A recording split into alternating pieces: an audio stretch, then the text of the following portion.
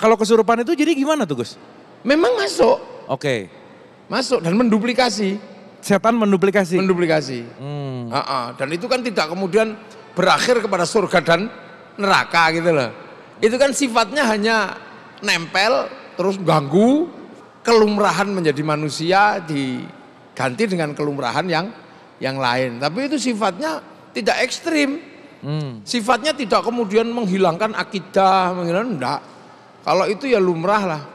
Kadang manusia yang kuat juga bisa mengganggu iblis, mengganggu setan gitu loh. Karena setan ini kan sebenarnya jin dan setan ini kan makhluk satu galaksi. Jadi jin, setan ini tetangga-tetangga kita aja.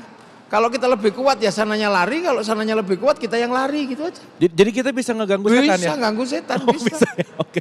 Bisa, kita bisa saling ganggu. Wong itu makhluk satu galaksi kok. Yang disebut penguasa gunung ini beneran ada, tapi itu makhluk satu galaksi. Kekeliruannya kalau kita nganggap itu tuh Tuhan. Oke. Jadi banyak sekali penunggu-penunggu di sekitar kita banyak. Tapi itu makhluk satu galaksi ya, bisa aja kelahi bisa. Kalau kemudian kita lebih kuat maka bisa kita suruh, bisa. Kita suruh dan itu nggak ada urusannya dengan musyrik, dengan apa enggak. Seperti kita ngambil sapi dari tengah hutan kemudian kita suruh bajak sawah. Ya seperti kita ngambil monyet dari dalam hutan kita suruh manjat kelapa. Seperti kita ngambil harimau kita suruh berburu. Jadi sebenarnya itu biasa aja, dunia yang biasa. Makanya karena makhluk satu galaksi, Nabi Sulaiman juga bisa nyuruh bangun masjid, bangun apa gitu. Nah, Pak Erik kok nggak bisa nyuruh jin ya, nyuruh tukang. Kayaknya Pak Erik harus belajar ya. Iya, itu biasa aja sebenarnya. Itu sama. Jadi nggak usah terlalu kemudian ini musyrik, enggak. Biasa aja, yang penting kita tahu ilmunya. Iya, kita suruh-suruh apa bisa. Makanya ada yang suruh nyuri uang itu bisa. Tinggal dilatih aja. Diedukasi bagaimana cara mencuri uang. Kalau menerima pelatihan yang menerima pelatihannya ada itu yang bagian melatih begitu ada. Wong itu makhluk satu galaksi aja kok. Kalau ketika datang dari Pluto ya seremnya luar biasa. Tapi kalau kita ajak kelahi dia juga lari. Nah malaikat apa itu bukan dari galaksi yang ini. Malaikat itu dari galaksi yang nggak tahu ke tempatnya di mana. Jauhnya luar biasa. Kalau setan, jin yang hari ini genderuwo kayak gitu itu makhluk satu galaksi. Kita lempar pakai tela pohon bisa itu, kasih makannya makan gitu. Sama aja dengan kita nyuruh sapi terus kita kasih rumput itu. Oke. Nah, yang jadi sekarang pertanyaan berikutnya adalah gimana tuh supaya kita tuh nggak kalah sama setan? Apakah bisa dikalahkan sendiri atau misalkan kita harus ketemu orang pinter gitu loh Gus? Harus ketemu kiai gitu misalnya, monggo. Enggak juga. Wong itu kan dunia umum. Kelahi sama mereka, menghadapi mereka enggak harus dengan melalui belajar dengan kiai. Di semua agama ada sistem pembelajaran itu. Semua manusia dikasih, wong itu makhluk biasa aja kok. Ada orang tidak beragama sama sekali ya bisa ketemu dengan makhluk itu. Di kampung-kampung, di pelosok-pelosok, di pedalaman-pedalaman sana banyak. Hidup satu galaksi kok. Saling mengganggu, saling iseng itu ya bisa aja. Iya. Nah tapi kemudian merepresentasi agama dalam pengertian gangguan dari mereka, ini kan tidak seperti kesurupan. Oke. Gitu loh. Itu berbeda dengan ilmu tentang kesurupan dengan ilmu tentang jin yang mengganggu manusia beda. Jadi tidak kemudian menampakkan, oh gitu bukan itu iseng seperti kita ketemu harimau, oh kita lari dia lari gitu sama. Beda konsepnya. Oke. Jadi sekarang kan dicampur-campur gitu. Ya. Jadi seolah-olah bahwa jin mengganggu manusia itu termasuk kesurupan. Enggak juga, manusia menyurupi mereka juga bisa. Iya. Iya. Manusia dengan kualifikasi yang tertentu nyurupi mereka bisa. Oke. Ini ilmu baru nih Gus. Bisa. Tahu berak-berik kampungnya juga bisa.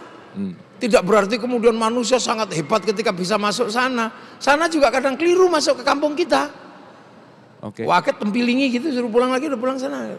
Oke. Nah kalau Gus Muwafiq menyembuhkan orang gitu misalkan gitu ya. Ada yang minta untuk disembuhkan gitu. Dan apa sih sebetulnya yang disembuhkan tuh apanya Gus? Dikeluarkan. Oh. Dikeluarkan aja dari tubuh manusia yang ditempati itu. Dia kan kadang di aliran-aliran darah di mana.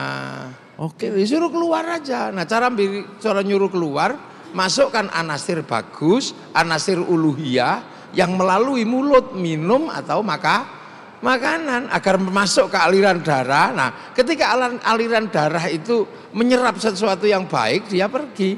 Oke. Makanya makanan-makanan yang didoakan itulah yang kemudian menyimpan doa untuk masuk ke dalam tubuh manusia. Nah, sekarang orang bertanya, masa makanan bisa menyimpan doa? Ya jangankan makanan, kaset aja bisa nyimpen suara. Iya kan, kaset itu nyimpen suara, handphone nyimpen gambar. Loh, makanya dulu orang berdoa, Allahumma barik lana, berkahilah. Makanya kemudian makanannya berubah menjadi makanan barokah. Lah ketika makanan barokah jadi daging, dagingnya daging barokah. Lah daging barokah itu enggak dibakar sama api neraka. Makanya barik lana niku terusannya wakina ada benar, karena doanya barokah, maka ketika dibawa pulang namanya berkat. Dapat berkat gitu ya. Dapat berkat. Nah itu kalau dimakan jadi darah, jadi daging, makhluk-makhluk dengan anasir buruk dia pergi. Oke. Iya kan? Kalau virus dimasuki dengan obat, cacing-cacing dimasuki dengan obat cacing. Nah anasir makhluk yang tidak nampak ya dimasuki dengan sesuatu yang bersifat uluhiyah. Bagaimana melahirkan rasa syukur? Cara paling gampang itu adalah lihat yang di bawah kita, jangan melihat yang di atas kita.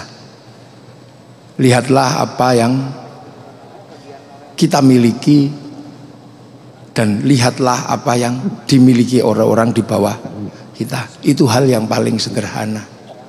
Tapi karena syukur itu sesungguhnya adalah sifat yang diberikan oleh Allah kepada manusia, yang manusia sendiri memang tercetak dari material-material dunia. Yang material dunia itu adalah material-material yang memang susah untuk bersyukur. Jadi material dunia ini memang susah untuk bersyukur. Tangan ini material dunia, dia susah untuk bersyukur. Mata itu material dunia, dia susah untuk bersyukur. Sementara syukur itu adalah harapan hati untuk bisa menerima keadaan apapun yang diberikan oleh Allah. Harapan syukur itu pasti diharapkan oleh hati. Tapi struktur manusia itu adalah struktur yang memang susah untuk bersyukur. Maka syukur itu bisa dilatih. Cara melatihnya adalah bagaimana kita tidak melihat ke atas, tapi lihat kita yang di bawah kita. Kalau kita lihat orang naik mobil, kita sudah punya mobil, maka yang kita lihat adalah di bawahnya mobil ada orang naik motor, bawahnya lagi dan seterusnya. Itu tips atau cara yang paling sederhana. Tapi sesungguhnya karena syukur itu adalah pemberian Allah, maka kita berharap. Makanya syukur itu diminta kepada Allah. Ya Allah, jadikanlah hambamu yang selalu bersyukur.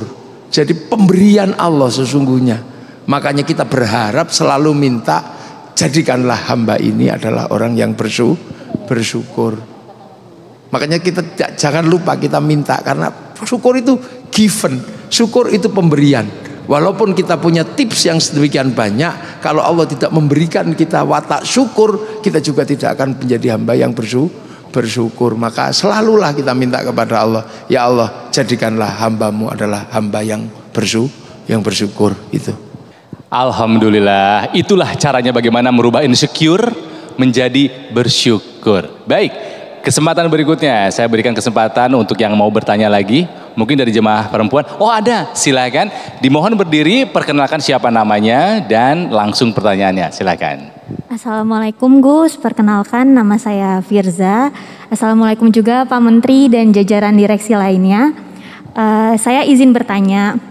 Sekarang ini di kehidupan modern, sosial media membuat kita mudah untuk melihat kehidupan orang lain dan akhirnya kita jadi membandingkan pencapaian orang lain dengan pencapaian kita. Nah, bagaimana kita sebagai manusia agar tetap percaya dengan apa yang sudah ditetapkan oleh Allah Subhanahu wa taala? Dan satu lagi, bagaimana menurut Gus cara kita sebagai manusia dapat mengimbangi kemajuan teknologi agar tidak melampaui batas dari apa yang syariat Islam ajarkan? Terima kasih. Jadi kita ini memang masuk di sebuah zaman yang memang serba terbuka. Bahkan ditutup pun dibuka. Ini zaman ini.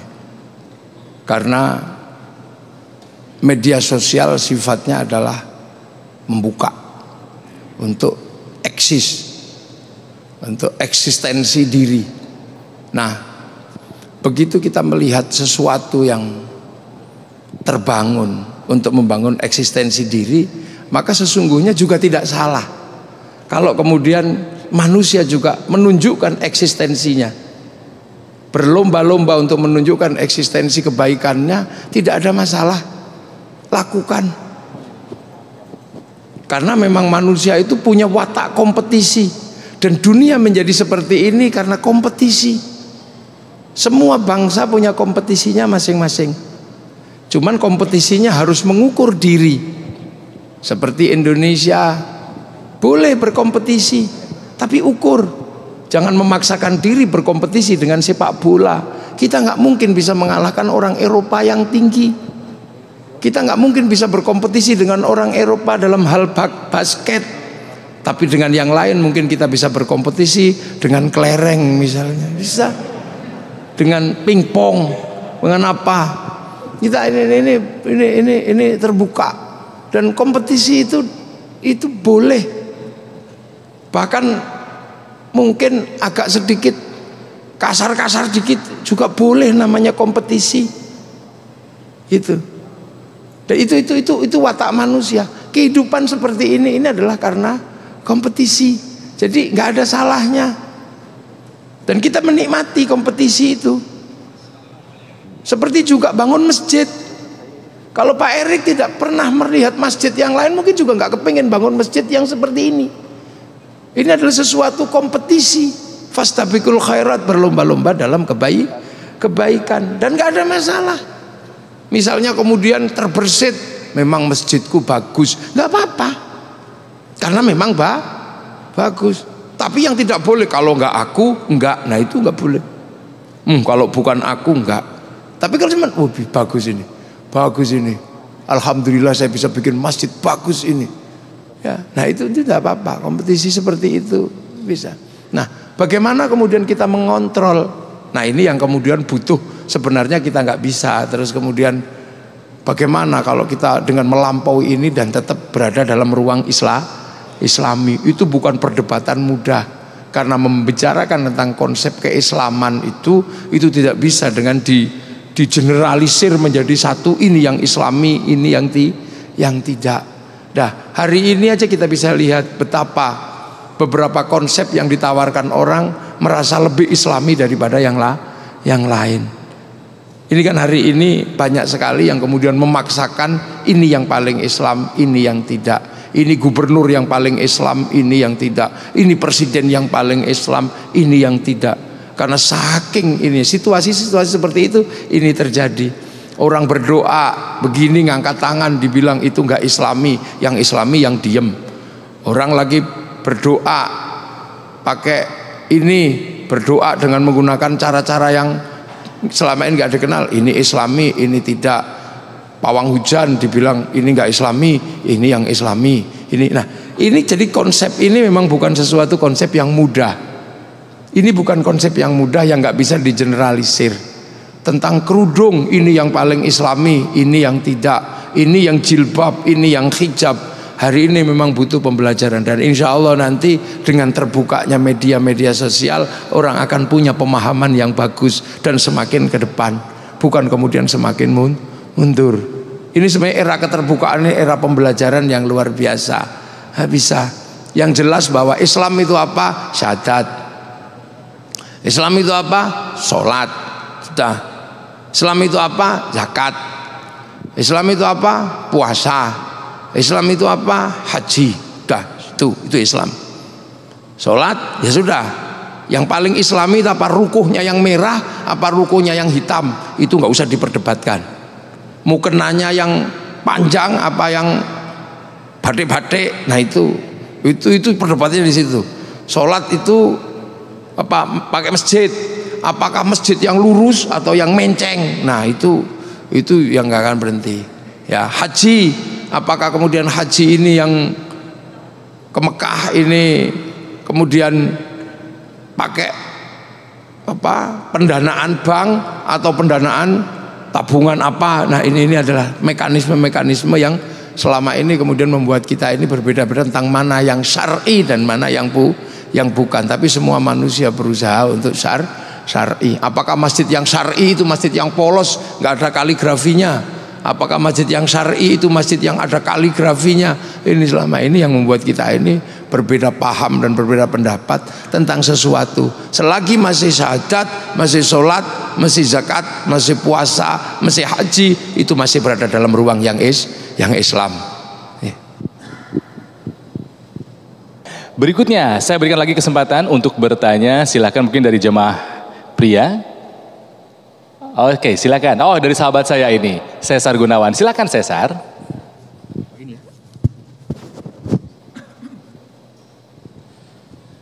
Assalamualaikum Gus. Selamat malam Pak Erik. Salam sehat untuk kita semua. Saya Cesar Gunawan. Yang ingin saya tanyakan ke Gus adalah senada dengan apa yang baru saja disampaikan oleh teman kita, yaitu tentang sesuatu yang begitu dekat dan sangat mudah kita dapat, yaitu informasi. Informasi tapi yang ada di media sosial, Gus. Bagaimana cara kita bisa membuat filter atau saringan akan informasi yang begitu mudah, terutama tentang ajaran agama. Karena jujur saya pribadi, kalau suruh mengiyakan kadang bimbang, kadang dilema harus ngikutin ajaran A, informasi B, atau bagaimana. Kurang lebih seperti itu, Gus. Terima kasih, matur nuwun. Jadi sebenarnya agama dari dulu itu disampaikan oleh orang-orang yang punya otoritas. Hukum-hukum juga disampaikan oleh orang-orang yang punya otoritas, yaitu para ulama yang oleh orang Indonesia disebut sebagai kiai atau ustadz. Kemudian belajarlah dari situ. Belajarlah dari situ. Kemudian terkait dengan hukum-hukum ada otoritasnya. Ada yang punya otoritas. Nah, sekarang ini kemudian ada yang menganggap bahwa TikTok itu sumber hukum. Nah, ini yang masalah. Jadi di Indonesia itu ada otoritas-otoritas yang memang bisa dijadikan landasan. Kalau mau belajarlah kepada orang yang alim atau belajar langsung kepada seorang guru. Kalau mau terkait hukum, ada otoritas-otoritas atau lembaga-lembaga yang memang menangani hukum. Ada departemen agama. Urusan pernikahan ada di departemen agama. Di paling rendah ada kantor urusan agama. Makanya kalau urusan pernikahan, datanglah ke kantor urusan agama. Maka seandainya kiai memberikan hukum, sesungguhnya kiai terkait dengan hukum pernikahan, kiai tidak punya otoritas. Akan tetapi boleh ditanya, tapi yang bisa memberikan otoritas adalah kantor urusan agama. Nah, sekarang ini dengan era medsos, orang tidak bisa membedakan mana yang punya otoritas pembelajaran, mana yang punya otoritas hukum. Sehingga kadang TikTok menjadi sumber hukum. Ini yang kadang TikTok menjadi sumber hukum. Saya tanya kemarin, kamu kok begitu? Kiai belajar dari TikTok. Ya. Nah, makanya ini, tapi ini sesuatu yang tidak bisa dihindari. Sebagai sebuah informasi itu boleh kita pakai, tapi lihat dulu otoritasnya. Apakah orang ini punya otoritas dalam artian dia bagian dari struktur besar atau tidak? Mungkin dia bagian dari Muhammadiyah, dia bagian dari Nahdlatul Ulama. Yang susah sekarang itu bukan bagian dari organisasi yang punya otoritas, tapi berada di media sosial secara freelance. Nah yang freelance ini yang bikin masalah sering. Suka bikin hukum, ini haram, ini. Kalau kiai misalnya bikin hukum apakah rokok itu halal apa haram, kiai mikir. Karena kiai punya umat, santrinya di kampung-kampung masih nanam tembakau. Tapi sekarang banyak sekali yang freelance, umatnya subscribe. Dan umatnya like, dia jadi nggak punya tanggung jawab keumatan.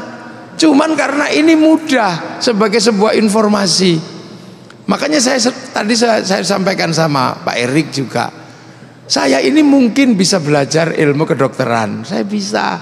Saya akan baca ilmu kedokteran dalam waktu 2 malam. Saya akan bisa. Dan mungkin saya masuk ruang ujian saya juga akan bisa jawab. Tapi ketika saya masuk ruang bedah, mati semua tak bedah. Situasinya itu kadang sekarang seperti itu. Banyak sekali kemudian karena medsos ini terbuka, tiba-tiba ada yang mendadak ustadz. Ada yang mendadak ustadz, tiba-tiba membicarakan sesuatu yang sesuatu itu sebenarnya sudah dibicarakan oleh ulama-ulama dahulu, tapi di-recycling.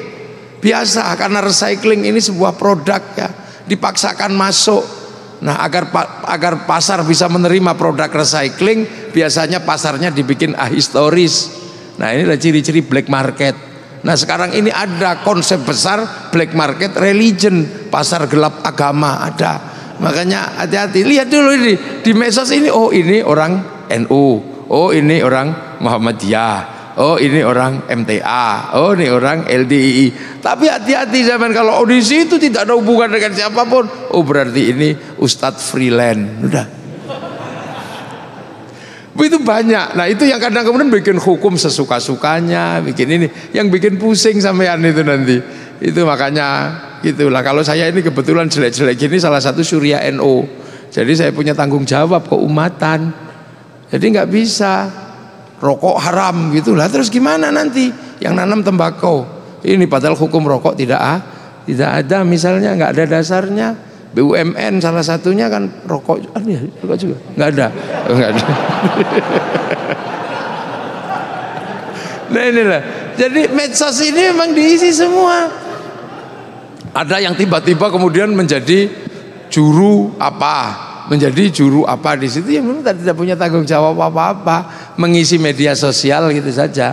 Makanya banyak sekali kemudian ada ustadz ketika ditanya sumbernya dari mana, dari Google. Nah ya itu ya masalah.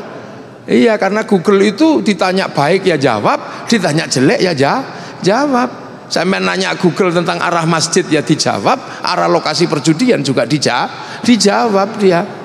Sampai googling apa saja dijawab di situ.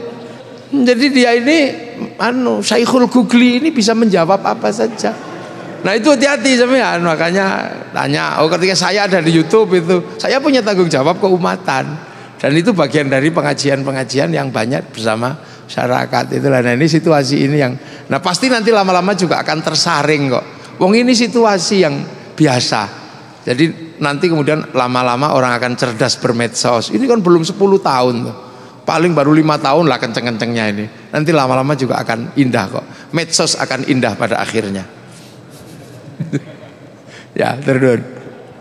Saya akan kembali berikan kesempatan buat yang mau bertanya, mungkin dari jemaah perempuan ada. Oh ada di depan saya. Silakan Mbak, sebutkan nama, berdiri, lalu langsung ajukan pertanyaannya. Bismillah. Mohon izin.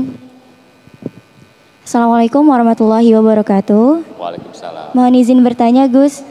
Gus, ada hadis Rasulullah yang berbunyi, sampaikanlah walau hanya 1 ayat atau sampaikanlah walau pahit didengar. Cuma kadang ketika kita mau menasehati atau memberikan pendapat ke orang lain, tapi kitanya juga belum baik. Bolehkah Gus? Lalu bagaimana cara menyampaikan nasihat itu agar orang lain tidak tersinggung? Terima kasih, kurang lebih mohon maaf. Assalamualaikum warahmatullahi wabarakatuh. Ini sesuatu yang memang sangat indah. Balighu anni walau ayat, sampaikanlah sesuatu dariku ini walaupun 1 ayat lah. Kalau masih punya 1 ya jangan disampaikan dulu, pakai sendiri dulu aja. Orang baru punya 1 ya pakai sendiri dulu aja. Jangan keburu-keburu disampaikan nanti habis. Jadi kalau masih baru punya satu itu pakai dulu aja sendiri, dirasakan ini sambil cari yang ayat kedua, ayat ketiga. Nanti kalau sudah komplit ya, karena mengajak dengan satu ayat itu ya nanti kehidupan itu kan nggak berdiri sendiri. Jadi tahu bab makan itu, tahu bab makan, maka kemudian marilah kita berdoa dengan cara Allahumma barik lana fima razaqtana wa qina adzabannar. Makanan harus halal ya. Terus lama-lama begitu ada yang mikir, ketika orang makan ini di warung itu, ini cara nyembelihnya gimana? Ini halal apa haram? Dia belum tahu dalilnya halal haram. Nanti pusing itu malam-malam bulat. Jadi kalau masih punya satu ya dipakai sendiri aja. Semoga aja cukup. Nah itu satu ayat itu kamu pakai, insya Allah masuk surga itu kalau udah gitu. Ya, sampai kemudian satu dipakai ini. Kenapa? Karena ud'u ila sabili rabbika itu bil hikmah. Bil hikmah. Hikmah itu suatu yang luar biasa. Laku batin dan laku teks itu komplit. Itu berat itu sudah kalau di situ, kalau sudah ud'u ila sabili rabbika bil hikmah wal mau'izatil hasanah wajadilhum billati hiya ahsan. Oh itu berat itu sudah kalau itu. Nah jadi makanya kalau masih baru punya satu ya pakai sendiri aja lah, baru kemudian nanti daripada nanti bingung nyari yang kedua, bingung nyari yang ya, dalam hari ini, karena sebenarnya maksudnya bukan seperti itu dulu tuh nggak seperti itu. Jadi sampaikanlah walau satu ayat, jadi orang menyampaikan kepada orang satu ayat. Tapi sekarang kan kebalik situasinya, baru satu ayat dia punya sudah ngajak yang lain. Nah itu yang sering menjadi masalah. Sesungguhnya maksudnya bukan itu, maksudnya adalah sampaikan kepada orang walaupun satu ayat. Misalnya kayak perempuan yang nggak bisa baca Quran setiap hari, bisanya cuma nun, ya sampaikanlah kalau panggil suamimu jawab nun, itu satu ayat. Atau kemudian diajari satu ayat Bismillahirrahmanirrahim, maka kalau kamu megang sesuatu, melakukan apapun, mulai dengan Bismillah. Tapi kalau misalnya kemudian kita baru satu, ya jangan ajak yang lain dulu. Ya itu Mbak ya. Turnuun. Itulah jawaban dari Gus Muwafiq terkait pertanyaan yang tadi disampaikan. Saya masih akan berikan satu lagi kesempatan buat yang mau bertanya. Mungkin dari jemaah laki-laki. Silahkan. Oh ini ada sahabat saya juga, Kemal Mohtar. Silahkan Kemal. Assalamualaikum warahmatullahi wabarakatuh. Selamat malam Gus. Selamat malam Pak Erick Thohir. Pertanyaan saya mengenai sedekah Gus. Jadi yang saya tahu selama saya hidup dan saya banyak dikasih tahu oleh orang lain dan termasuk orang tua saya adalah ketika kita bersedekah kita boleh mengharapkan sesuatu berlipat ganda.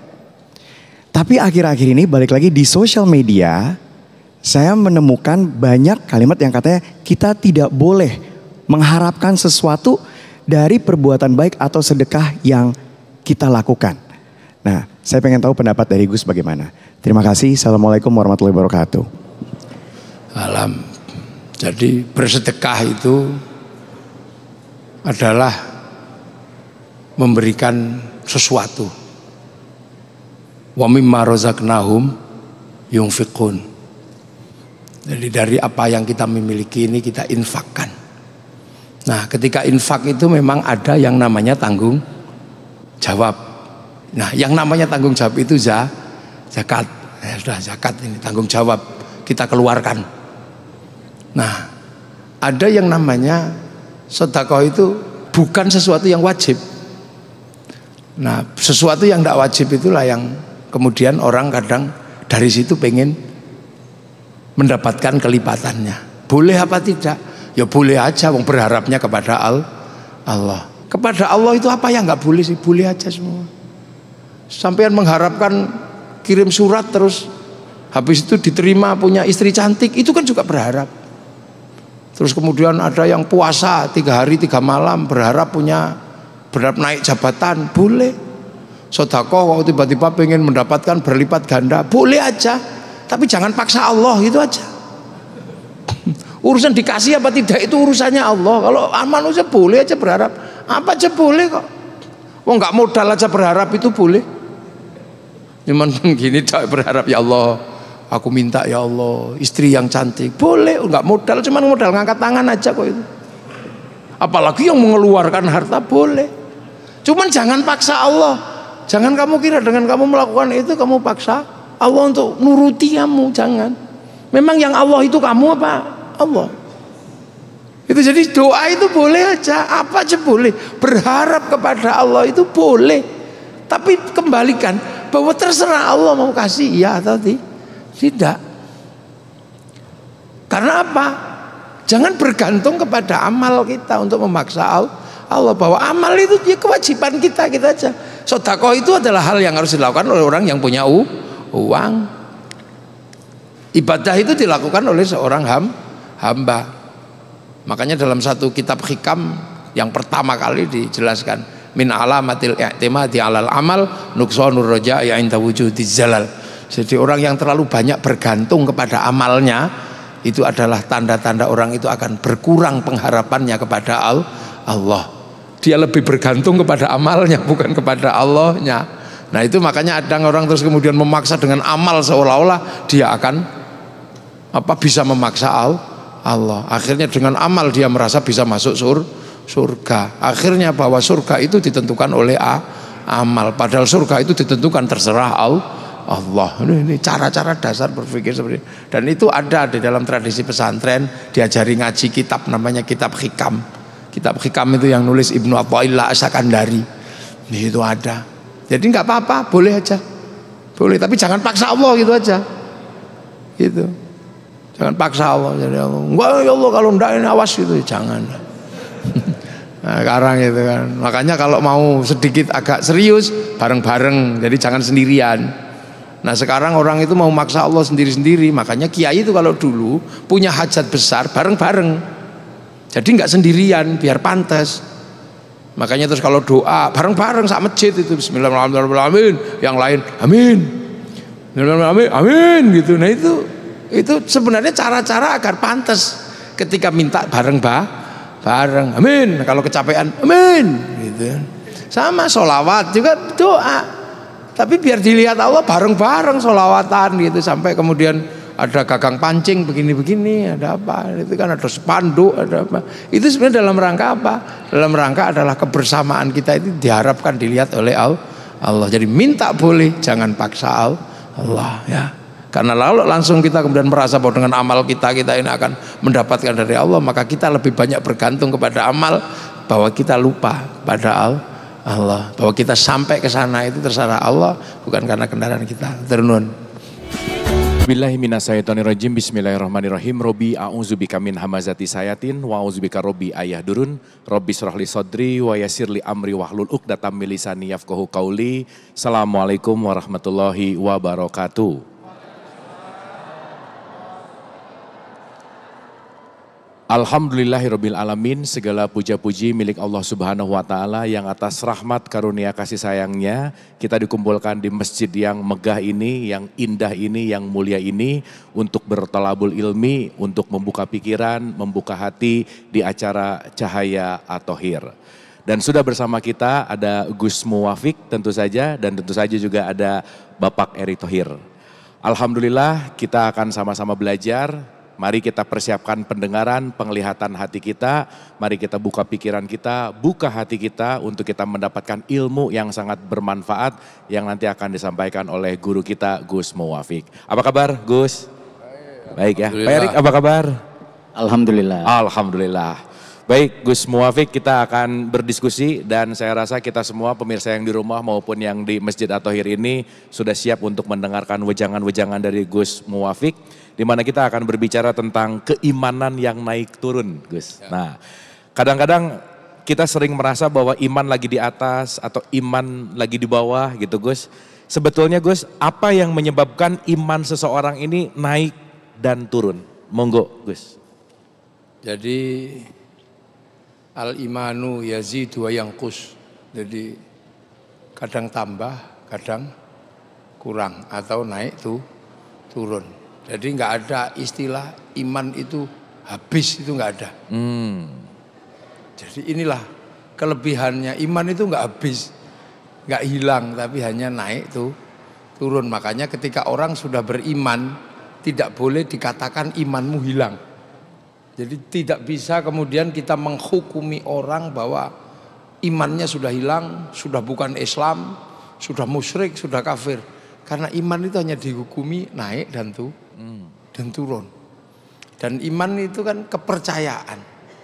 Kepercayaan menghasilkan kepatuhan. Nah, kepercayaan dan kepatuhan itu memang lumrahnya dari dulu naik dan turun karena iman itu ada di hati.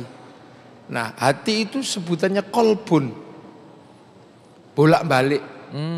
Jadi bahasanya bolak-balik, makanya bahasanya kolbun. Makanya ya muqallibal qulub, wahai zat yang membolak-balik hati ini, sabit qalbi ala dinik, tetapkanlah aku pada agamamu. Jadi sebenarnya itu sesuatu yang biasa, normal.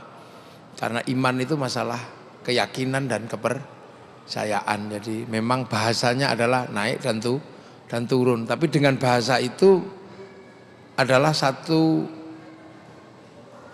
kebahagiaan buat kita bahwa iman itu tidak hilang. Hanya disifati naik dan turun, tambah dan kurang. Maka tidak boleh mengatakan bahwa imanmu hilang. Imanmu tidak ada, kamu pencuri, imanmu hilang. Enggak bisa. Karena iman itu konsep paling dasar kepercayaan manusia kepada Allah. Mahwal iman. Itu iman itu luas.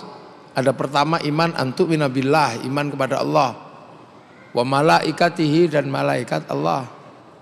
Wa kutubihi, dan kitab Allah. Wal yaumil akhir, dan terhadap hari kiamat. Nah, terhadap hari kiamat itu masuk iman. Nah, iman ini ada yang bahas terus, ada yang enggak. Ada yang bahas Dajjal setiap hari, ada yang bahas Ya'juj Ma'juj setiap hari, ada yang selalu mengatakan hawas tanggal 15 bulan Ramadan hari Jumat akan ada asteroid nabrak bumi. Akhirnya banyak yang takut, jual harta bendanya diserahkan sama panitia hari kiamat. Terus enggak jadi. Nah, itu terus kemudian orang yang enggak membicarakan kiamat disebut tidak beriman karena tidak percaya. Bukannya enggak percaya, kiai itu ada yang memang enggak bahas kiamat terlalu detail. Ketika ditanya kenapa kiai enggak ikut rame-rame bahas kiamat, karena kiamat itu bareng-bareng aja kok dibahas gitu. Nah, kiamat itu kalau sendirian itu baru dibahas. Wabil qadri khairihi wa syarrihi minallahi ta'ala, dan terhadap ketentuan baik dan buruk itu dari Allah. Jadi iman itu luas. Mungkin di satu sisi terhadap Allah enggak turun, tapi terhadap yang lain naik turun itu lumrah. Tapi enggak ada yang hilang. Jadi insya Allah manusia yang sudah beriman sampai kapanpun imannya tetap ada dan kembali kepada Allah membawa iman, dan itu jaminan keselamatan yang namanya husnul khotimah. Makanya bahasanya hanya naik dan turun, kurang dan tambah, tidak ada hilang. Wah, mantap. Terima kasih Gus. Dan tadi di antara iman-iman nggak ada kan beriman kepada sosial media, nggak ada ya Gus? Nggak ada. Nah, yang menarik gini Gus, kalau kita beriman kepada Allah dan percaya dan yakin kepada Allah, sementara sekarang banyak orang yang curhat di sosial media Gus. Curhat nih, ya dikit-dikit curhat. Apakah ketika dia curhat membuka aib lagi, apakah dia itu lagi imannya turun? Gimana tuh Gus menanggapinya? Waduh, nggak bisa ya disebut iman turun dan naik gara-gara curhat di medsos gitu kan. Hanya karena memang medsos ini sehari ini sudah mewakili wajah manusia. Jadi wajah manusia itu terwakili sekarang paling banyak adalah medsos.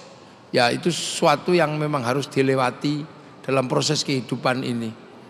Kalau dulu berkata itu lumrahnya adalah dengan kata-kata, maka ketika hari ini lumrahnya berkata-kata adalah dengan huruf dan kalimat yang ada di medsos, maka kedudukan kalimat dan huruf itu sama dengan kedudukan kata-kata. Dulu orang berjanji itu dengan tulisan-tulisan dengan materai. Sekarang lumrahnya orang berjanji bisa dituangkan di dalam kesepakatan foto. Maka foto itu kedudukannya sama dengan kedudukan materai. Maka ketika kemudian dulu orang nengok orang mandi di sungai itu berdosa, tapi sekarang tidak perlu ke sungai, cukup lihat di medsos, maka kebiasaan itu sama dosanya dengan ketika melihat di sungai. Dulu loh, jadi medsos ini sudah menjadi kebiasaan manusia, makanya orang di medsos juga bisa dihukum. Artinya apa? Bahwa medsos ini sudah menjadi hukum. Maka kalau yang analog itu dosa, maka yang digital juga dosa. Jangan dikatakan yang analog ini dosa terus yang digital tidak dosa. Makanya ini sekarang, makanya dulu pernikahan itu harus ketemu. Sekarang lewat video call jadi. Jadi pasrah pernikahan saya terima, nikahnya dari orang tua lewat video call, lewat FaceTime bisa. Maka kemudian adat ini sudah menjadi hukum. Makanya ketika curhat di medsos, apakah ini juga mewakili curhatan kepada Tuhan? Ya hari ini manusia curhatnya kepada medsos. Kalau dulu orang Yahudi curhatnya di tembok ratapan, kan? Lah mungkin karena teknologi ini dulu yang buat oleh orang Yahudi, maka kemudian tempat curhat namanya window atau tembok, ya wall kan, tembok ratapan itu. Oke. Jadi teknologi ini kan dulu yang buat memang orang-orang Yahudi dengan pola pikir tentang apa, tentang tembok gitu ya, maka kemudian nulis di wall atau nulis di ini. Nah itu sebenarnya adalah bagian dari tembok. Jadi meratap, tapi apakah kemudian itu terus tidak boleh karena itu Yahudi? Ya nggak begitu pemahamannya. Karena sistem itu bisa dipakai oleh siapapun dan semua orang punya haknya untuk pakai sesuai dengan kadar kebutuhannya masing-masing gitu ya. Oke, terima kasih Gus, terima kasih. Dan jadi ingat di dalam satu konteks ayat Al-Quran tuh ada kata-kata bahwa musuh manusia yang nyata itu adalah setan gitu Gus. Ya. Kita bicara setan nih. Ya. Dan menariknya ketika tadi berbicara iman yang turun, itu dalam tanda petik apakah ada kontribusi godaan setan. Jadi sebetulnya ketika setan menjadi musuh manusia itu seperti apa sih Gus penjelasannya? Ya orang nggak mandi, terus kemudian kurapan. Apakah ada korelasi antara kurap dan orang tidak mandi? Ya sangat mungkin ketika orang tidak mandi kurapan, karena orang tidak mandi punya potensi untuk kurapan. Nah seperti orang buruk punya potensi untuk didekati oleh setan. Makanya orang kalau buruk kena setan namanya kesetanan. Tapi kalau orang sudah baik kok kena setan, digoda setan, dari setannya menggoda. Nah membedakan itu bukan sesuatu yang mudah, karena manusia juga bisa menjadi setan perilakunya. Kadang setan juga berperilaku seperti manusia, karena al-khonnas itu minal jinnati wanas. Nah membedakan kapan dia menjadi jin dan kapan menjadi manusia dalam perilaku itu nggak mudah. Tapi sebagai sebuah sosok bisa dibedakan, oh ini manusia, ini jin. Tapi ketika berperilaku susah, karena manusia juga bisa berperilaku seperti kambing. Manusia juga bisa berperilaku seperti ayam. Ketika dia nggak ngerti siapa istri orang, nah itu ayam. Nah terus apakah itu perilaku? Ini berbicara tentang perilaku. Nah dalam hal ini kan kita bisa melihat perilaku orang seperti kesetanan. Tapi realnya benar nggak ada setan di situ? Pasti ada. Karena dalam setiap kejahatan iblis, setan pernah bersumpah, aku akan sesatkan manusia. La'ughwiyannahum, akan aku sesatkan. Makanya fa'angzirni ila yaumi yub'atsun, tunda mati saya sampai hari kiamat. Untuk apa? Menyesatkan manusia. Sumpah itu pernah ada.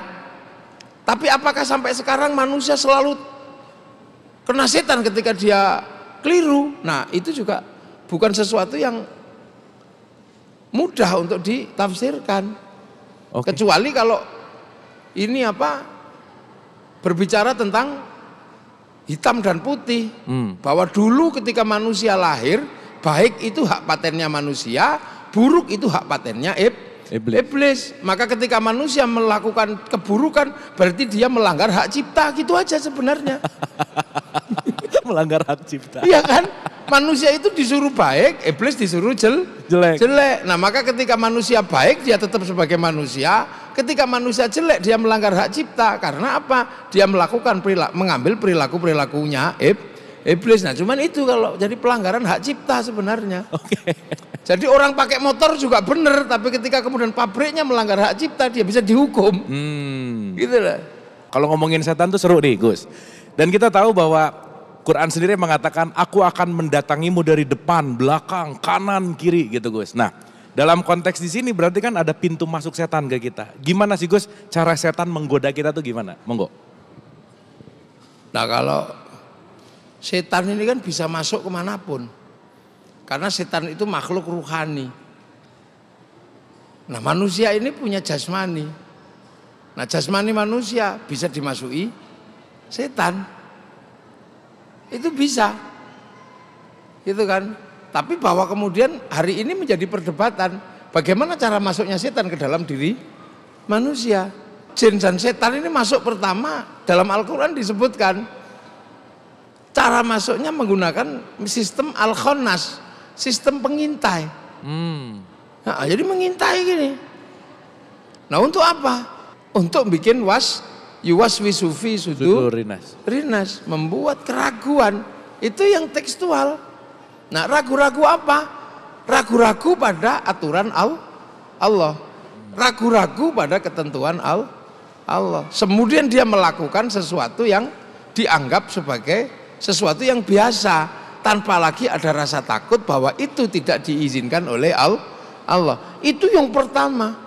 Jadi masuk ke dalam diri manusia dalam konsep dasarnya setan adalah menggunakan sistem membuat ragu-ragu terhadap akhirat, ragu-ragu terhadap, sehingga melakukan kejahatan. Cuman kan konteksnya sekarang orang kemudian mengidentifikasi setan masuk itu dengan model kesurupan.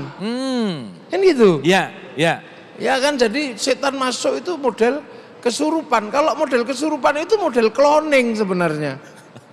Jadi setan sedang mengkloning dirinya menggunakan manusia, dan itu konsepnya bukan sesuatu yang dalam pengertian setan masuk ke dalam tubuh manusia. Kalau itu kan hanya persoalan kesurupan. Kalau kesurupan itu jadi gimana tuh Gus? Memang masuk. Masuk dan menduplikasi. Setan menduplikasi. Dan itu kan tidak kemudian berakhir kepada surga dan neraka gitu loh. Itu kan sifatnya hanya nempel terus ganggu, kelumrahan menjadi manusia diganti dengan kelumrahan yang lain. Tapi itu sifatnya tidak ekstrim.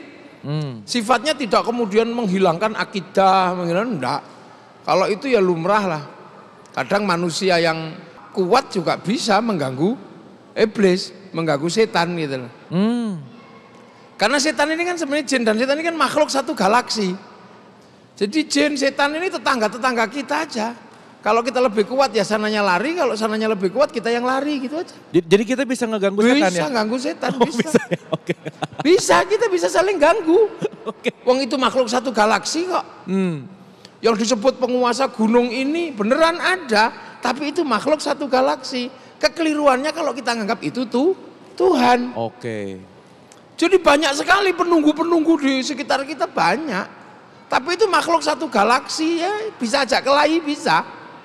Kalau kemudian kita lebih kuat maka bisa kita suruh, bisa.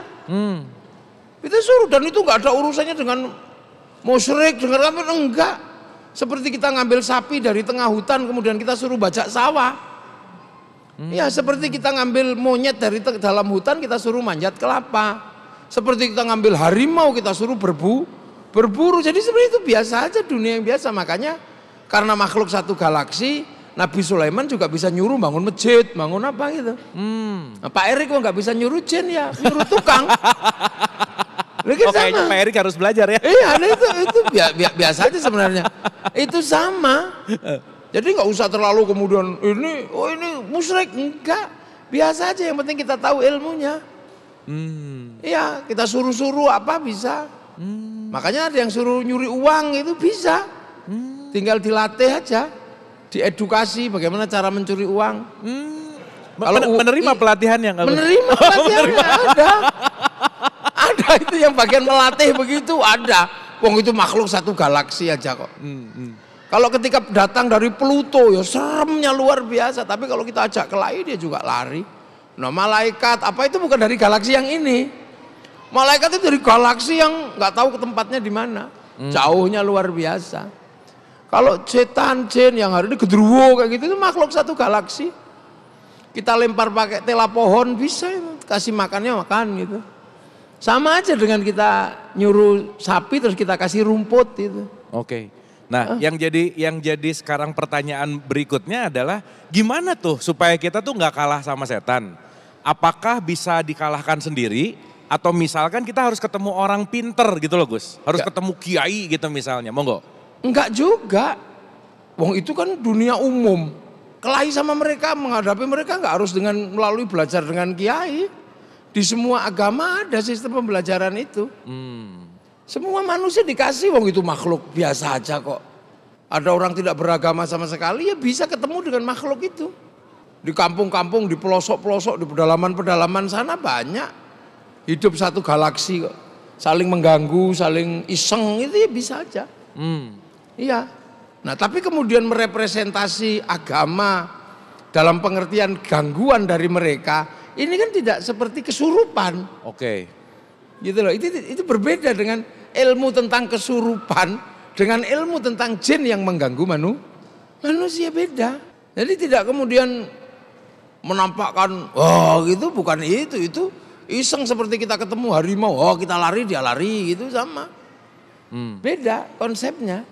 Oke. Jadi sekarang kan dicampur-campur gitu. Ya. Jadi seolah-olah bahwa jin mengganggu manusia itu termasuk kesurupan. Enggak juga, manusia menyurupi mereka juga bisa.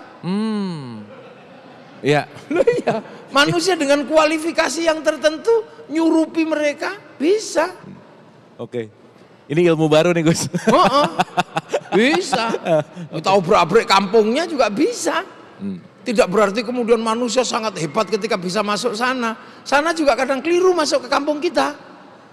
Oke. Waket tempilingi gitu, suruh pulang lagi udah pulang sana. Oke. Nah kalau Gus Muwafiq menyembuhkan orang gitu misalkan gitu ya. Ada yang minta untuk disembuhkan gitu. Dan apa sih sebetulnya yang disembuhkan tuh apanya Gus? Dikeluarkan. Oh. Dikeluarkan aja dari tubuh manusia yang ditempati itu. Dia kan kadang di aliran-aliran darah di mana. Oke. Disuruh keluar aja. Nah cara nyuruh keluar, masukkan anasir bagus, anasir uluhiyah yang melalui mulut, minum atau makanan agar masuk ke aliran darah. Nah ketika aliran darah itu menyerap sesuatu yang baik, dia pergi. Oke. Makanya makanan-makanan yang didoakan itulah yang kemudian menyimpan doa untuk masuk ke dalam tubuh manusia. Nah sekarang orang bertanya, masa makanan bisa menyimpan doa? Ya jangankan makanan, kaset aja bisa nyimpen suara. Iya kan, kaset itu nyimpen suara, handphone nyimpen gambar. Loh makanya dulu orang berdoa, Allahumma barik lana, berkahilah. Makanya kemudian makanannya berubah menjadi makanan barokah. Lah ketika makanan barokah jadi daging, dagingnya daging barokah. Lah daging barokah itu enggak dibakar sama api neraka. Makanya barik lana niku terusannya wakina ada benar, karena doanya barokah, maka ketika dibawa pulang namanya berkat. Dapat berkat gitu ya. Dapat berkat. Nah itu kalau dimakan jadi darah, jadi daging, makhluk-makhluk dengan anasir buruk dia pergi. Oke. Iya kan? Kalau virus dimasuki dengan obat, cacing-cacing dimasuki dengan obat cacing. Nah anasir makhluk yang tidak nampak ya dimasuki dengan sesuatu yang bersifat uluhiyah. Oke. Saya mau tanya dulu audiens yang ada di sini, ada yang pernah merasakan galau? Boleh angkat tangannya? Wah banyak Gus nih. Kegalauan ini jadi trending topik nih Gus. Oke, gini Gus. Ada nggak sih kaitan apa yang kita diskusikan tadi bahwa kita bisa digoda oleh setan? Ketika kita melakukan sesuatu yang digoda setan, akhirnya kita melakukan dosa. Akhirnya dari goda setan, dosa, akhirnya menjadi kegalauan. Ada nggak sih kaitan antara setan, dosa, dan galau? Monggo Gus. Ya pasti ada. Karena basicnya manusia itu kan galau. Khuliqal insana halu'a. Aku bikin manusia ini seneng berkeluh kesah. Basic ya Gus ya? Basically manusia itu memang tukang keluh kesah. Nah terus hubungannya apa dengan setan? Setan masuk gitu. Keluh kesah itu menghasilkan keraguan. Nah keraguan itu kan al-khannas itu pekerjaannya adalah yuwaswisu fi sudurinas. Nah nanti kemudian begitu dia ragu-ragu, dia terjebak melakukan dosa. Begitu dosa diingatkan baik. Tapi begitu diingatkan baik, al-khannas juga bisa bermain di situ.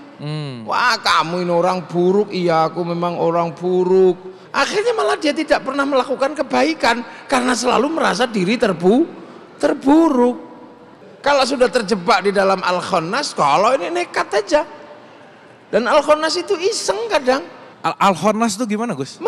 Mengintai, jadi masuk ke dalam diri manusia, itu menghasilkan keraguan-raguan. Pokoknya menggoda ragu-ragu, terus ragu-ragu. Itu. Nah orang nanti lama-lama juga akan ragu-ragu. Dari awal yang baik, belum tentu kemudian dia akan menghasilkan sesuatu yang terus baik. Ragu-ragu bener nggak amal ini diterima atau tidak, diterima atau tidak. Maka kemudian dia nyari yang pasti diterima, yang hanya ada di dalam Quran Sunnah. Ini pasti diterima. Akhirnya kemudian, oh berarti yang tidak berdasarkan Quran Sunnah pasti tidak diterima. Oh berarti ini pelaku bid'ah, berarti harus dihabisi. Akhirnya dibom, kan gitu kan? Bisa ke situ juga. Iya. Itu satu contoh. Iya.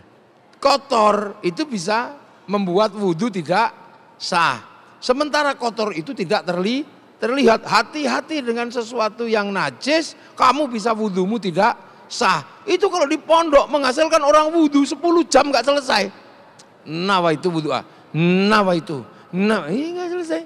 Sholat juga sama. Kamu yang khusyuk. Kalau kamu berpikir yang lain maka sholatmu tidak khusyuk. Sholat tidak khusyuk pasti tidak diterima. Terus tiba-tiba orang pengen khusyuk, menghilangkan pikiran selain Allah. Bagaimana menghilangkan pikiran selain Allah? Wong pada Allah aja belum pernah ketemu. Loh akhirnya usolli. Waduh, masih mikir utang, enggak jadi. Usolli, masih mikir anak. Itu ada di pondok itu. Sholat sampai 10 jam sampai 5 waktu enggak terjadi sholat karena ragu-ragu usolli. Allah itu ada.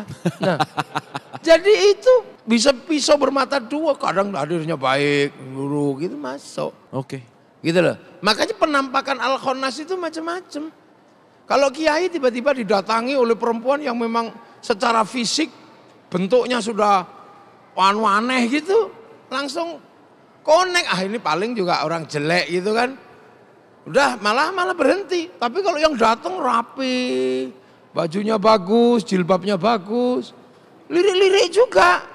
Makanya nggak mungkin Al-Khonnas itu mendatangkan yang aneh, yang jelek itu. Lebih baik datangkan yang bagus. Tapi dari yang bagus, lirik-lirik juga. Akhirnya nikah-nikah juga, rumah tangganya rusak-rusak juga. Ya kan? Jadi Pak Erik, hati-hati.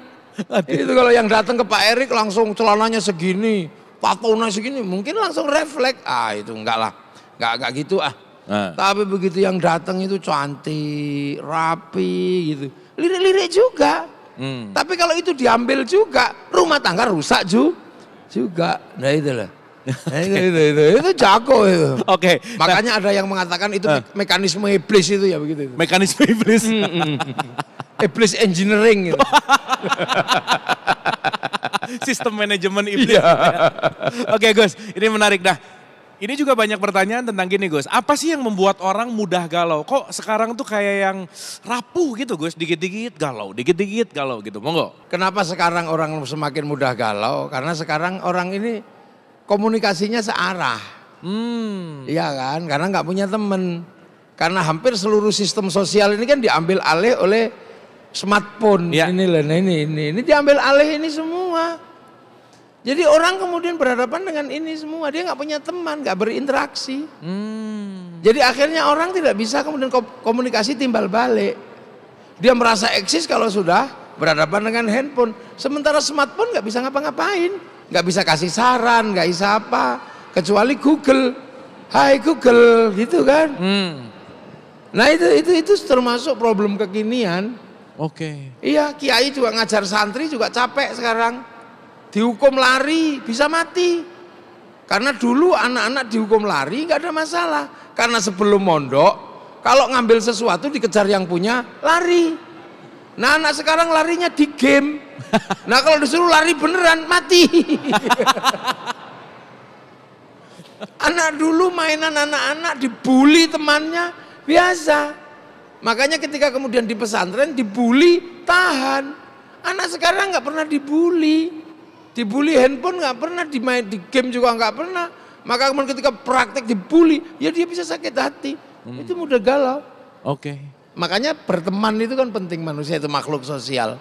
Kita juga kalau kembali ke Quran Gus, sering dengar juga bahwa obat galau itu adalah Quran. Nah mungkin bisa kasih penjelasan dan pencerahan kepada kita, surat apa sih di Quran atau apa yang harus dibaca ketika galau Gus, monggo.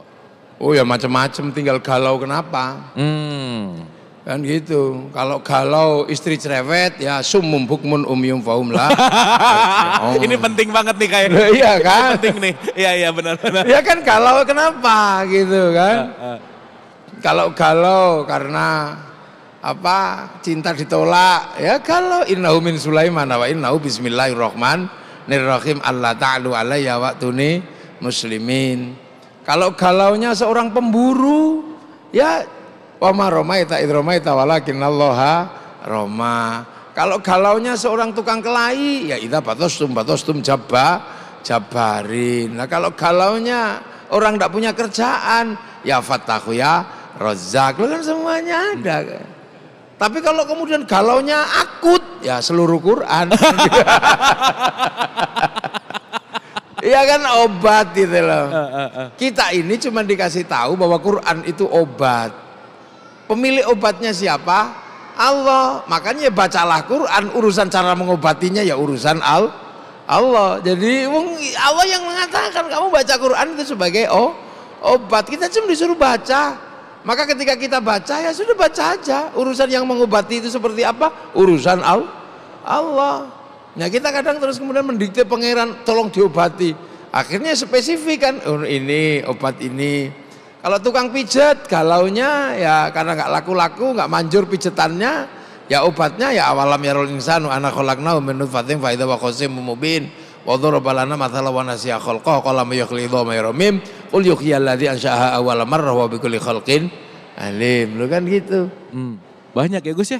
Banyak. Karena sifatnya Al-Quran itu adalah dijaga oleh Allah. Inna nahnu nazzalna dzikra wa inna lahu lahafizun.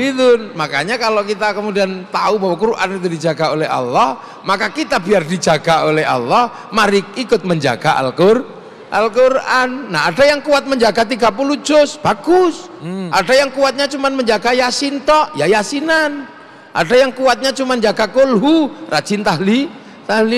Ibu-ibu di Jawa kuatnya cuma jaga nun, ya kalau dipanggil suaminya jawabannya nun, itu aja. Itu kan cara agar seluruh orang di Indonesia oleh orang-orang tua kita semuanya biar ikut menjaga Al-Quran. Okay. Nah kalau ikut menjaga Al-Quran pasti dijaga oleh Allah. Cuman kemampuan ikut jaganya itu. Lah makanya rumah karena nggak bisa baca Quran ditulisi Al-Quran. Oke. Anak kecil karena nggak bisa baca Quran biar dijaga Allah, tulisi Al-Quran dibikinkan kalung. Lo itu aja sebenarnya. Nah itu menarik Gus yang terakhir bahwa sekarang Quran itu kan sebagai syifa. Ada yang dijadikan kalung, ada yang mungkin bahkan dipraktekkan dimasukin ke air, diminum, ada yang disimpan di dompet dan seterusnya. Itu tuh gimana sih Gus sebetulnya Quran-Quran yang menjadi syifa itu gimana? Monggo. Istilahnya jaminan dari Allah. Itu syifaul linnas, obat buat manusia. Nah manusia itu husnudzon gitu loh. Berhusnudzon, berprasangka baik kepada Allah. Inilah seolah-olah ayat ini bisa dipakai ini. Sekuat mana kita berhusnudzon, disitulah. Makanya ibadah, Quran itu kan ibadah. Nah kita ini berhusnudzon, kuat tidak kita? Berprasangka bahwa kalau Quran itu adalah ibadah, maka kita baca Quran. Jadi konsepnya itu konsep husnudzon, konsep ihsan. Anta abudallaha ka'annaka tarahu fa illam takun tarahu fa innahu yaraka. Makanya iyyaka na'budu wa iyyaka nasta'in. Beribadah itu husnudzon, setelah itu minta tolong. Baca Quran itu ibadah. Maka kemudian kita baca na'budu, setelah itu minta tolong, ya Allah mudah-mudahan orang tua kami nggak disiksa di neraka. Itu kan konsep na'budu nasta'in. Maka orang tidak boleh mengatakan ibadahmu nggak boleh, ini bid'ah nggak boleh, karena ibadah itu dasarnya adalah husnudzon. Oke, kita akan bertanya jawab dengan audiens. Jadi jangan sungkan-sungkan kalau ada pertanyaan, mumpung ada Gus Muwafiq di sini, silahkan dipertanyakan. Silakan, boleh? Ya, Ibu, silakan.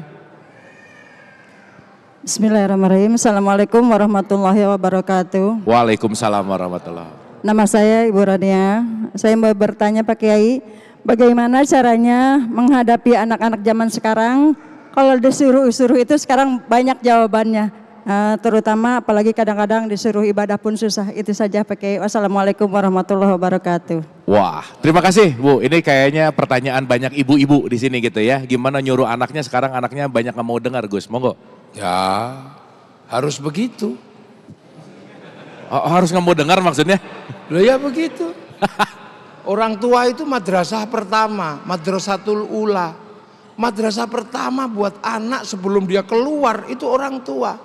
Maka orang tua harus siap menjadi partner agar anak ketika di luar rumah itu survive.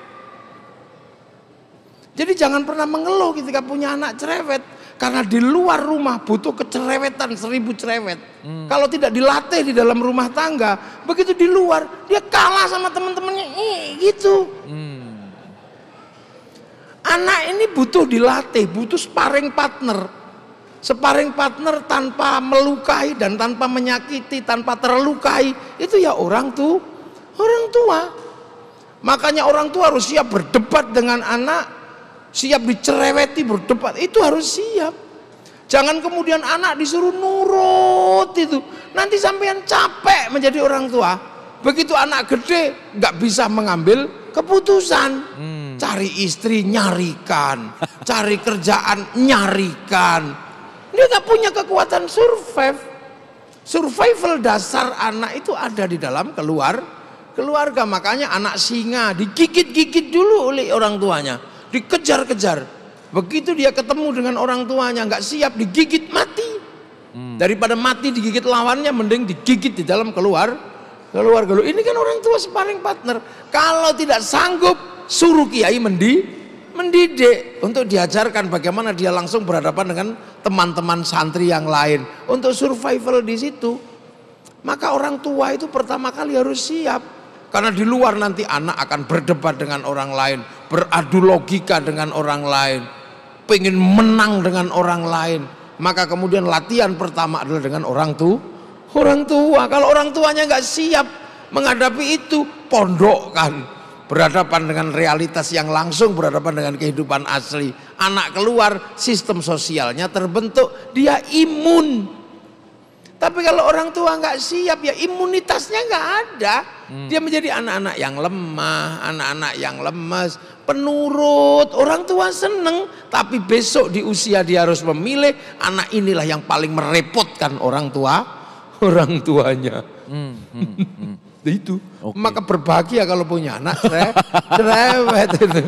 Tapi penjenengan nggak boleh kalah cerewet, harus lebih cerewet lagi. Wong itu sparring partner pertama anak itu sebelum keluar adalah keluarga. Jangan pernah grogi. Makanya ibu harus pinter, ibu harus sekolah, harus terdidik logikanya, harus bahagia. Biar apa? Menghadapi sparring partner anaknya. Makanya bapak-bapak harus pinter membahagiakan istri agar mereka kuat secara batin, kuat secara fisik. Untuk apa? Menjadi sparring partner buat anaknya, biar nanti begitu gede punya kemampuan memilih, bersikap, tidak lagi merepotkan orang tua. Lahir sudah merepotkan. Bapak-bapak ini penting nih buat bapak-bapak. Makanya nisaukum harsul lakum, perempuanmu itu sawahmu. Untuk menanam generasi berikutnya tergantung sawah. Makanya sawah harus bagus, pemilik sawah harus tahu. Sawah tidak boleh terlalu banyak kotoran, nanti tanamannya buruk. Maka sawah ketika sudah mulai ibu-ibu mulai berjerawat, bapak-bapak harus memberikan skincare, itu penting. Harus kasih baju yang bagus. Sawah tidak boleh kurang air dan kurang pupuk. Kalau sawah kurang air, kurang pupuk, tanamannya jelek. Maka bapak-bapak harus tahu bahwa perempuannya tidak boleh kering dan kurang air, pupuknya harus banyak, maka perempuan harus selalu pegang uang. Nah itu. Oke, terima kasih Gus, luar biasa. Jadi berbahagia Bu, punya anak cerewet berarti bagus Gus ya. Iya, mantap, semangat. Oke, ada pertanyaan berikutnya silakan. Ya. Assalamualaikum warahmatullahi wabarakatuh. Waalaikumsalam.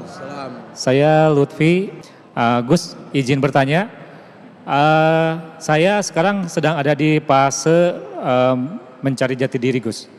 Nah, mohon tipsnya bagaimana saya bisa mengetahui apa yang saya lakukan dan apa yang saya pilih itu benar, tepat gitu, Gus.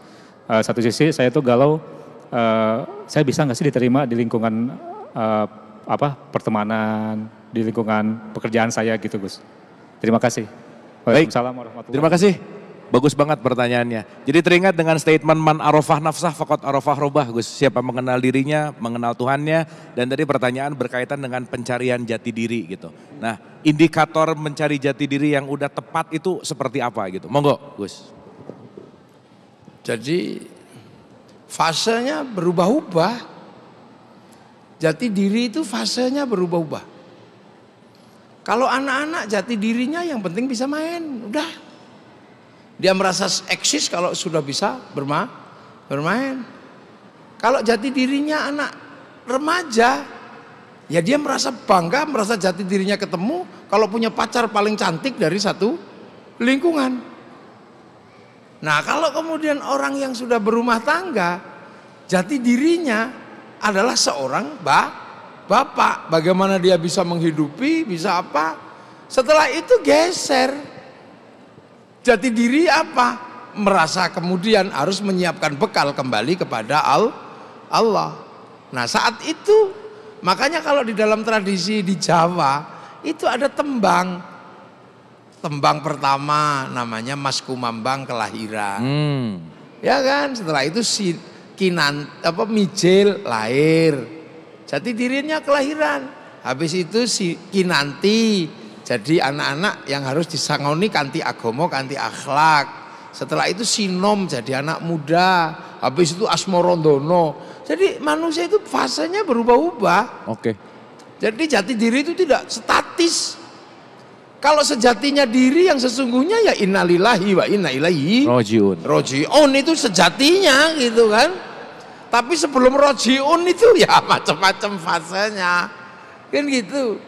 Ada fase bagaimana dia berbuah, maka dia pengen berbuah yang paling baik. Khairun nas anfa'uhum linnas. Bagaimana manusia itu yang terbaik, bermanfaat buat orang. Nah, kalau sudah setelah itu ya bagaimana tenang menghadapi menuju terakhir, ya ayyatuhan nafsul mutmainnah. Nah, itu fasenya kan beda. Anak kecil suruh mikir nafsul mutmainnah ya bubar. Nggak jadi. Jadi dia tidak stabil, dia tidak berhenti di satu tempat kemudian terus itu enggak. Kalau yang terus itu statis jati dirinya, batu itu statis. Terus itu jati dirinya yaitu batu. Kambing mungkin. Manusia enggak, fase ini dinamis fase, itu ya? Dinamisnya luar biasa. Kadang jati dirinya kembali ke jati diri anak. Ketika kapan? Ketika ketemu istri tiba-tiba kolokan gitu kan, anak tiba-tiba dikit aja tersinggung, dikit apa ini tiba-tiba lo ya kan. Lo makanya ketika datang manusia itu dengan sangat lemah. Do'fan, apes itu lemah. Oke. Setelah itu kuat, setelah itu lemes lagi. Nah ya begitu. Nah itu jadi diri manusia. Jadi diri yang paling utama adalah ketika kembali ke sana dengan nafsul mutmainnah, hidup bersama jalan ketenangan. Karena apa? Berada di jalan Allah Subhanahu wa ta'ala. Itu intinya, tapi proses hidupnya. Nah, untuk menuju ke sana gampang.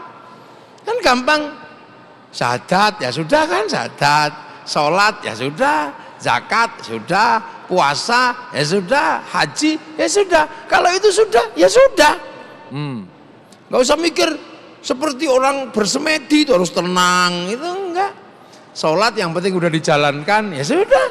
Zuhur 4, kalau capek ya diringkas karena perjalanan, dirangkep, kalau masih kurang ringkes ya diringkes lagi, namanya qosor.